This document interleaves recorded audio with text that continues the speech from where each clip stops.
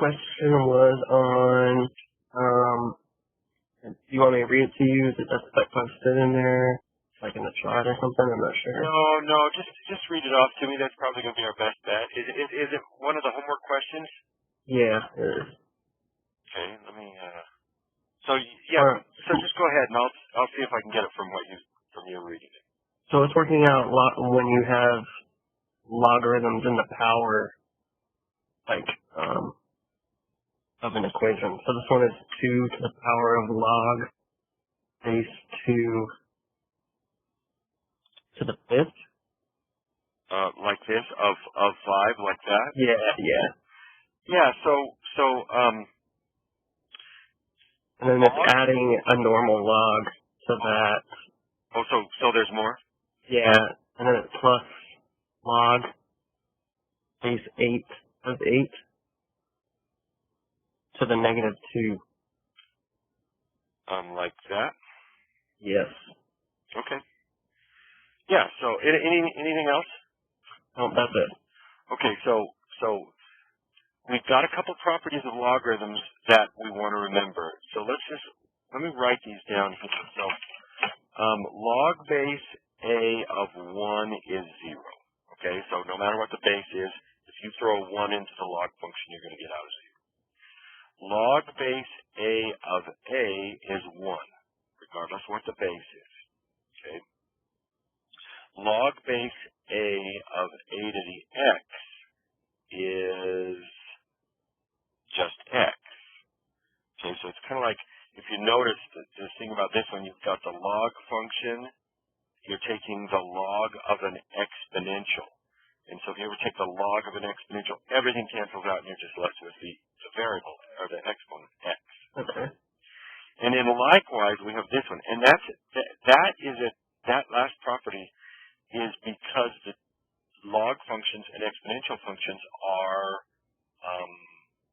inverses of each other. So if you throw an exponential function into a log function like we did there, then they cancel each other out and you're just left with x. But that also works the other way. If I take a and raise it to log base a of x, right? So I'm throwing the log function into the exponential function, all right? Then that because they're inverses, everything's going to cancel out and we're left with x. So really? 4 key properties, right? Yeah. Now that last one is kind of you kind of just have to be told it, or it's not quite as obvious. Like for instance, yeah, I don't recall that last one. I remember the first 3 in those videos I looked at. The last one. Yeah, and these 2 are because they are inverses. It's just that you plugged one into the other and then vice versa. Okay, so that's where they both come from. But that speaks directly to this first part of this problem that you asking about, right? 2 log base 2 of 5 is simply going to be 5. Right. Okay. And then the second one, if we 5. This second one, if we use the properties of logs, which let us pull the exponent up in front, right? Then so that minus 2 comes out in front, and we've just got log base 8 of 8. And look at that. That's 5 plus negative 2 times 1. So what's that? Becomes 3. Yeah, easy enough. So. Okay. And I guess one more thing is, in the videos I was watching, all those videos on Kansas and stuff, they reiterated that the natural log. I'm just curious, are we basically going to use natural log to just solve, like, worse situations where we have E involved? Is that kind of the only place where we really use so the natural log is to cancel out those kinds of complicated E functions and stuff like that? Yeah, so like if you look, well, we'll look at them today, but you'll see that you choose the log that matches the base you want. So if you happen to be working with base E, you'll use natural log. If you happen to be working with base 5, you'll use log base 5. Okay. And we'll see that today in what we're going to cover today. Any other questions? No, that's it. Oh. Okay. So then let's just jump right in the interest of time here. And do it this way.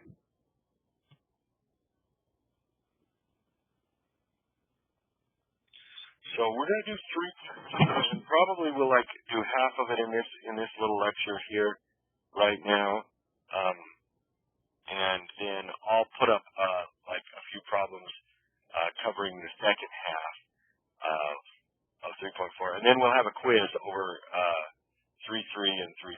They'll be paired up in a quiz. You'll see all that in my math lab. That's the plan. So this is 3.4. All right, so let's see. What we want to look at in section 3.4 is how to solve exponential and logarithmic equations. So we're going to start by solving exponential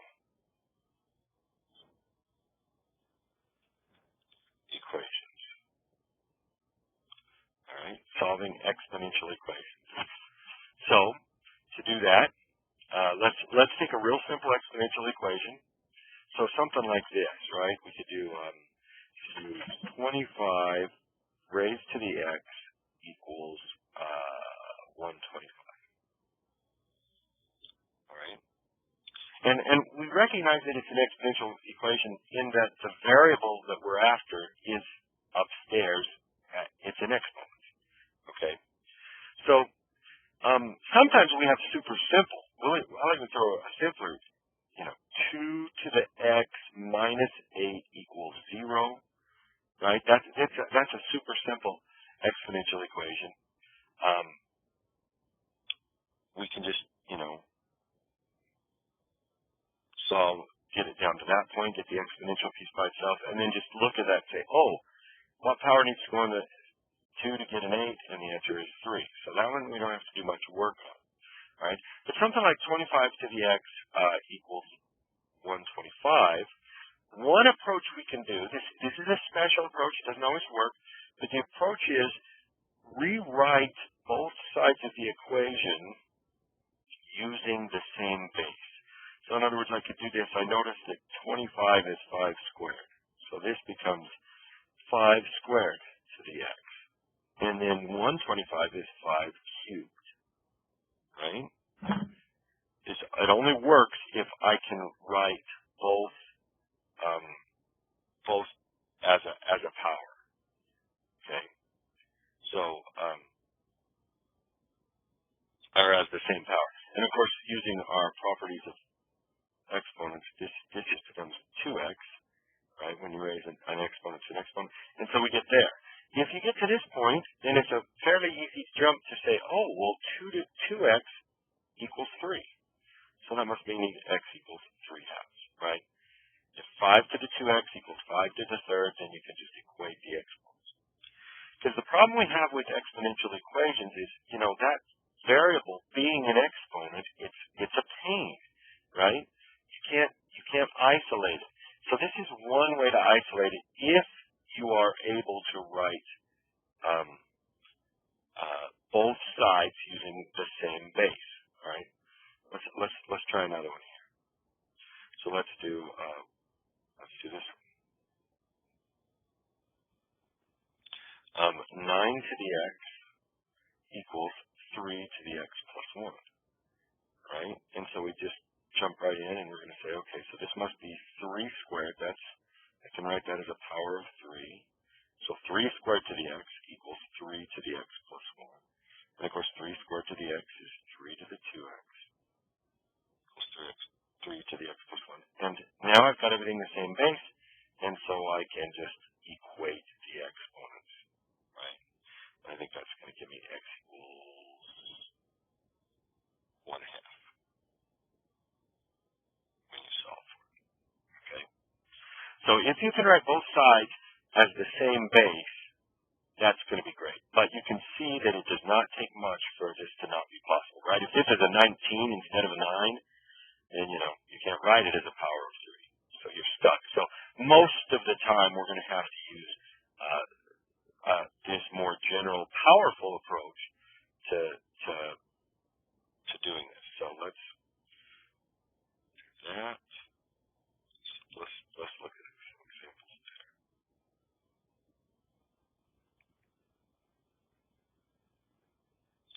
All right, so here's an example of one that it's going to require just a little bit more work. 7 times 3 raised to the x plus 1 equals 11. Okay, so and we're needing to solve this. And so as the way we're going to do this is you isolate the variable. You want to get the exponential part by itself. You can't isolate the variable x totally, but you can get the exponential piece, this piece right here, by itself. That's pretty simple. You're just going to divide both sides by 7. And so you get just a 3. Try this again. You just get a 3 raised to the x plus 1 equals 11/7, right? So, 3 raised to what power is going to be 11/7? Who the heck knows? So this is where we use, this is the key tool we're going to use to solving exponential equations. To solve exponential equations, I'm going to use logarithms, right? So exponentials and logs reverse each other. They undo each other. So to solve exponential equations, we're going to use logs. To solve logarithmic equations, we're going to use exponents, okay, or exponentials. So here's how it looks. Just like we've always been doing, I can do anything I want to this equation as long as I do the same thing to both sides. So here's what I'm going to do. I'm going to take log base 3 of both sides. As long as I do that to both sides, then I am totally legal, right? Now, look what happens. Using the properties of logs, this, because it's an exponent, now can come out in front, right? And so it becomes this, x plus 1 times log base 3 of 3 equals log base 3 of 7. And this, or of 11/7. And this is why we use logs, why we take the log of both sides, is because because it allows us to grab this exponent, which is upstairs as an exponent, and just bring it down, and now it just behaves like a regular variable. Okay? This is just a number. This is just a number, right? I could plug those into my calculator and solve them. So even though they look complicated, they're just numbers. And in fact, log base 3 of 3 is just 1, right? 3 raised to what power is 3? Oh, do that. Log base 3 of 3 is just 1. And then, of course, log base 3 of 11/7, we have to leave like that, right? Or we could throw it in our calculator. So this looks like x will equal log base 3 of 11/7 take away 1. And there's our solution. Okay.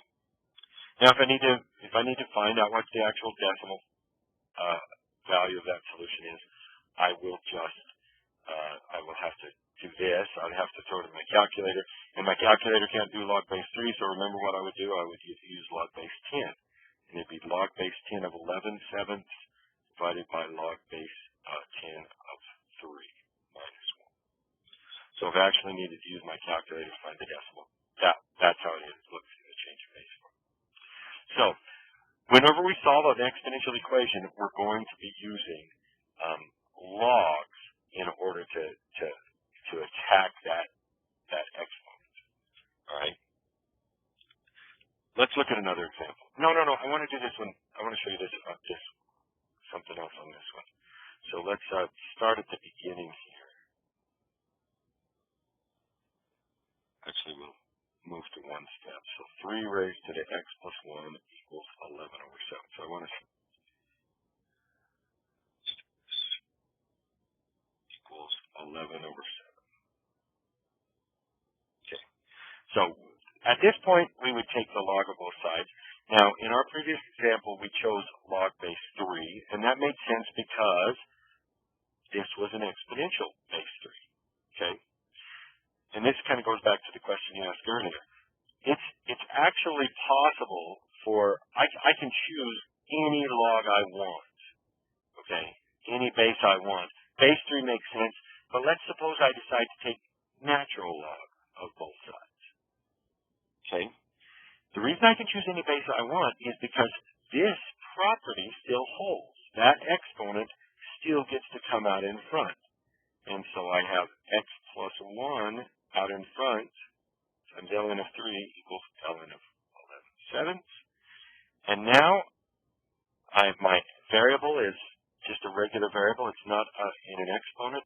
And so now I can solve this equation so I solve this by dividing by natural log of 3. Right? I'm just isolating the variable. So I get x plus 1 equals ln of 11/7 divided by ln of 3, and then x equals ln of 11/7 divided by ln of 3 minus 1. Okay, and there's my answer. So the nice thing about using natural log from the beginning is the answer you get is ready to go in your calculator, right? I can throw that in my calculator. The nice thing about using log base 3 over here is that after I move this exponent down, log base 3 of 3 is going to be 1, right? So that disappears immediately. So if you match the logs, then this log part will always turn into 1. But if you need the actual decimal value, you have to convert anyway. All right. So we can use any log we want. So let's try another. Let's show another example here.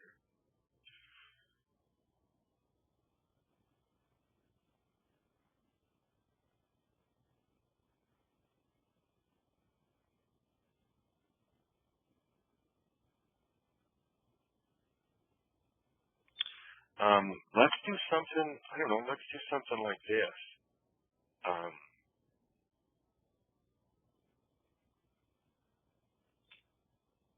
Yeah. So 2 times 3 to the 4x minus 5 minus 7 equals 10.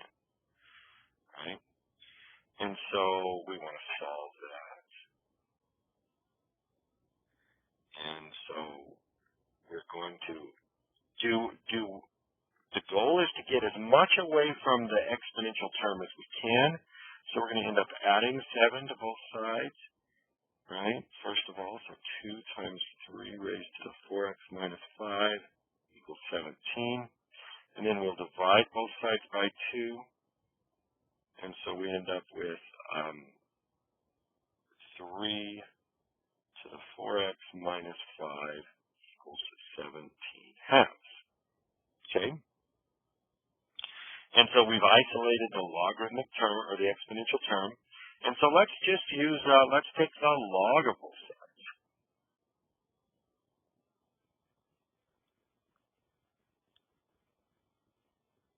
And so that's base 10, but it doesn't matter. I can pull that entire exponent, 4x minus 5, out in front. I'm left with times log base 3 equals log of 17 halves. And now I just go to work on solving for x, actually isolating x. So we divide both sides by log of 3. So I end up with 4x minus 5 equals log of 17 halves over log of 3. And then if I go ahead and add 5 and divide by 4, I'll squeeze it in over here, x will equal, we'll write it like this. It'll equal log of 17 over 2 over log of 3 plus 5 divided by 4 or times 1/4. And there it is. It's ready to go in my calculator. Okay. Well, you're getting tired. There we go. That's where the rest of my page was. Right? So you just chime in, Peter, with questions or if you have them. Otherwise, I'm just going to kind of keep cruising so you see a lot of examples. Yeah, I don't have any questions by all means. All right. So what about this one? Solve e to the 2x minus 1 equals 5.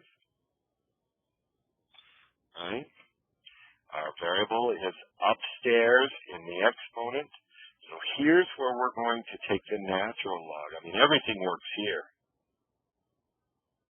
Since we are base E. You know, again, we could do any base we want, but there's no reason we wouldn't use base E. And so we get 2x minus 1 times the ln of E equals ln of 5. Now, the thing to remember, this is 1, right? Log base E of E is 1. And so I'm just left with 2x minus 1 equals ln of 5. So x is going to equal ln of 5 plus 1 all times 1/2 when you add 1 and divide by 2. Right? All right.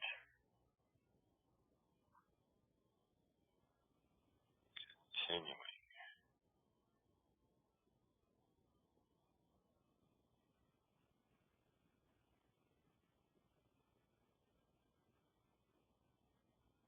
All right. So the kinds of equations we're going to see a lot of will look a little bit more like, say, this right here. You know, and they look uglier, but in a sense, they're the same thing. 1.065 raised to the t equals 2, right? We end up with a lot of exponential equations that look like that, and we want to solve for t. So we're going to do the same thing. We're going to take the ln of both sides. The t gets to come out in front, and we're left with, this is just 1.065 equals ln of 2, and t will just be ln of 2 divided by ln of 1.065. So you can see, right, it's really nice to be able to take natural logs. All right. All right, let's look at one that maybe looks a little different. So you'll see some that look like this. 2 to the 2x minus 4 times 2 to the x equals 21, right? So you've got a couple exponential terms in here. Now,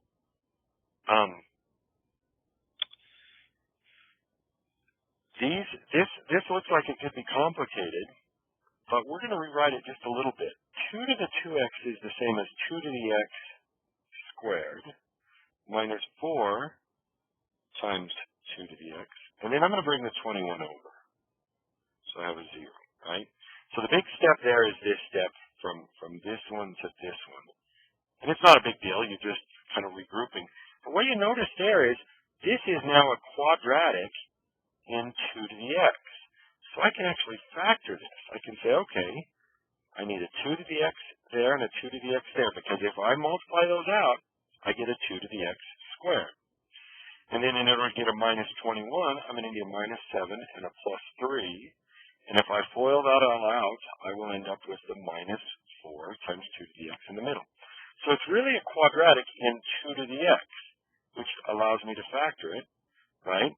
And we know once we factor a quadratic, where it's, after it's been set equal to 0, and if we want to solve it, all we do is take each of the factors and set them equal to 0. Like that. And so that is going to give us the ability now to just solve. So 2 to the x equals 7.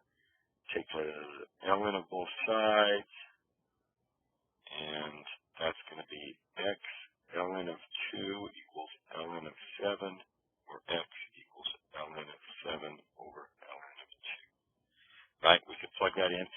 And then over on this other side, we do the same thing. 2 to the x equals negative 3. We take the ln of 3, or ln of both sides, and right there things blow up, right? Because you can't take the log of a negative number. So that has no solution. That does not add a solution. So there's our only solution. Okay. So one of the things you're going to see is you'll be asked to solve a problem, and they'll either ask you to give the exact solution, okay, or to give like a 3 decimal approximation. All of these solutions we've gotten here that involve logarithms, like this last one, ln of 7 over ln of 2, that is the exact solution. So when they say exact solution, they don't want the decimal, right? They just want you to give an answer with ln's in it. But if they ask for an approximate solution, then they're asking you to throw that in your calculator and you know, come up with however many decimals that you need. All right. So, all right. Feeling good about that, Peter? Yeah, I think so. It's a little complicated, but I don't think it's Yeah, I mean, once we start. Yeah, the general approach is to isolate the exponential term first. So find the exponential term. You've got to isolate the exponential term. This previous example is probably better to look at. Well, it's already isolated, right? So this would be the exponential term there, right? That's the first thing you do, and then you take the log of both sides, or log, or I'll just leave it like that. The log of both sides, whatever base you want. On those graphing calculators, when you start plugging the logs in to get these approximations, do you want to put both of them in parentheses? Is the calculator pretty fussy with logs like it is with sometimes the graphing calculators are sensitive? You mean like if you were plugging this into your calculator? Is that what you're saying? Yeah, I'm just wondering if you would put ln of 7 in parentheses and then divided by parentheses ln of 2. Parentheses calculators are pretty alright. No, you've got to take control of this with the parentheses. What happens is, I think if you type ln, it automatically puts the parentheses there. And so you'll just get your 7. The thing that a lot of people forget to do is close those parentheses. Okay? And as long as you close those parentheses, then that's ln of 7, and then you can do ln of 2. And you can actually put in that last parentheses or not. What I see a lot of people doing is they do ln of 7, right, divided by ln of 2, and that just screws things up because you need you need this closed parentheses there. So don't do it this way. Just close those parentheses. Yeah. So, all right, let's take a minute and let's look at some examples of solving logarithmic equations. So I said we were going to make it in the second video, but maybe I'll just add some examples here so we don't have to make a second video.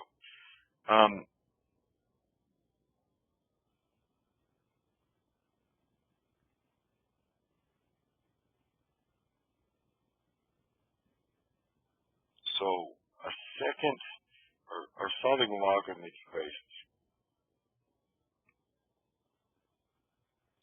Now this one almost feels like cheating, and I'll show you why. Remember this?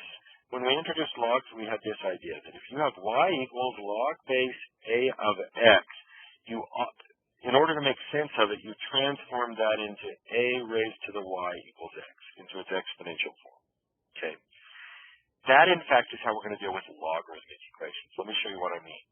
So if I want you to solve, I don't know, 4 plus 3 log base 2 of x equals 1, right? So there's a logarithmic equation.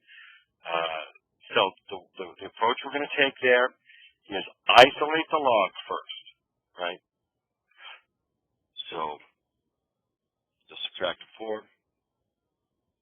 You get a 3 log base 2 of x equals -3, and then divide by 3.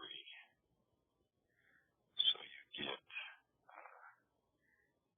log base 2 of x equals -1. All right? So you're on camera. So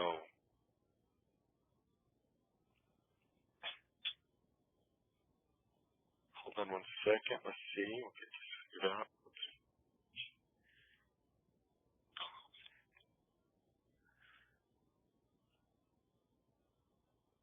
So let's see. There it is, right there. So this is the key. Once you get down to a single log on one side equals whatever on the other side, equals a bunch of stuff on the other side, then you're going to make this transition right here. Okay? And this is where it feels like cheating. So if I transform this into its exponential form, it's going to be 2 raised to the negative 1 equals x. Bam! That's my solution. What is x? X equals 2 to the negative 1 or 1/2, right? So it feels like when you make that transition, everything happens. I mean, it's not always going to be that case, but that's the big key, all right? So you're going to take your logarithmic equation, get it down to a single log, equal some stuff, transform it, and then either you'll have no work to do from that point or a little bit of work to do, all right? So let me show you that one more time because, like I say, if you blink, you miss it. You feel like, whoa, what happened? So let's just do something like this. Solve. Let's do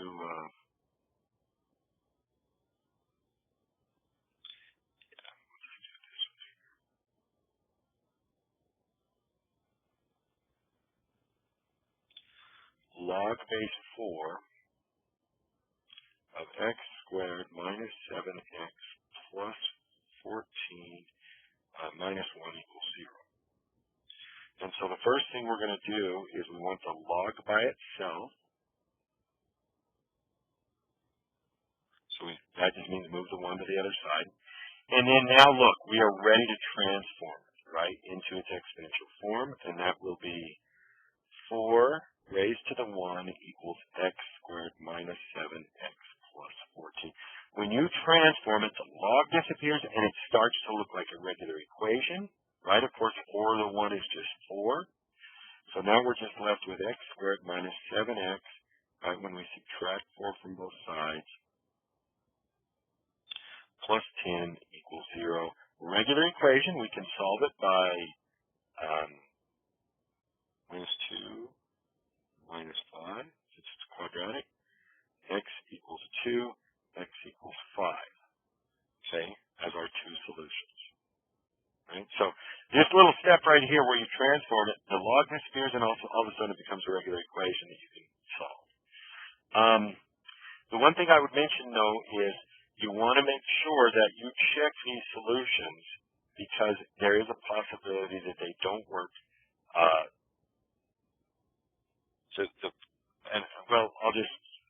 The problem is this. If you plug one of these numbers back into the original equation and you end up with the log of a negative number, we can't do that, right? So we would throw that away.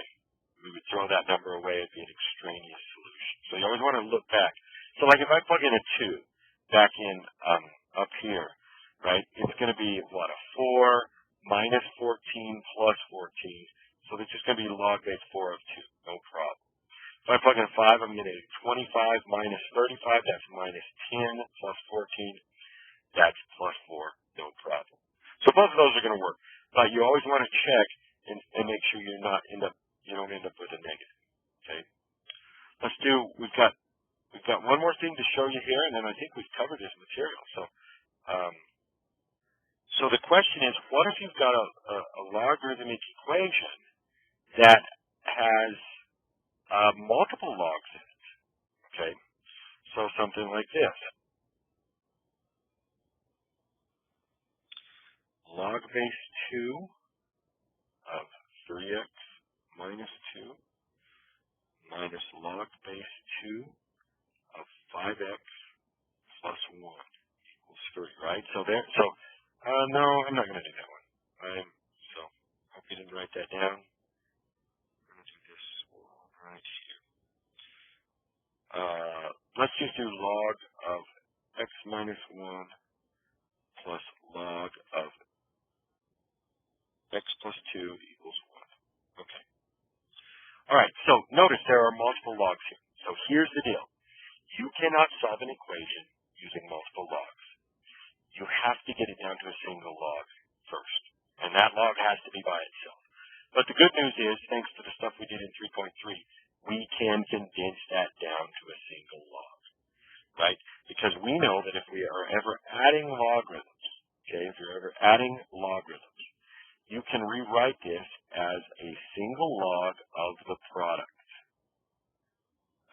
Log of x minus 1 times x plus 2. So you condense it from 2 logs down to 1, and now you're in the form ready to transform, okay? A single log equals some stuff, so now we transform it, right, to our magic transformation, and this is base 10, so it's going to be 10 raised to the 1 equals x minus 1, x plus 2, right? And that's just a basic equation, right? It's, it's going to be 10 equals x squared minus, let's see, 2x minus 1, so that's a plus x minus 2, or x squared plus x minus 12 equals 0, right? Quadratic, we solve by factoring x plus 4, x minus 3, and so our two solutions are x equals negative 4 and x equals 3. Now we quickly check to see if either of those gives us negatives, and notice, if I plug a negative 4 in there, I'm going to end up taking log of negative 5. That won't work. So there's no way that's a solution. So I just throw it away. It's extraneous. But on the other hand, if I plug a 3 into those two logs up on top, I'll end up with a log of 2 plus a log of 5, and we should be good to go. All right. Okay, so there you go. So we've actually covered both solving exponential and logarithmic equations for 3.5 or for 3.4. So you've got that 3.4 stuff going. There's a quiz for 3.4. Anyway, looks like we're set. Do you have any questions? I do not. That was well explained. Okay. Well, I'll get this converted and posted for your enjoyment, and we'll just keep marching along and keep safe out there in Maryland. Thank you. Have a beautiful rest of your week, Professor. Yeah, you too. Have a good one. All right, bye-bye.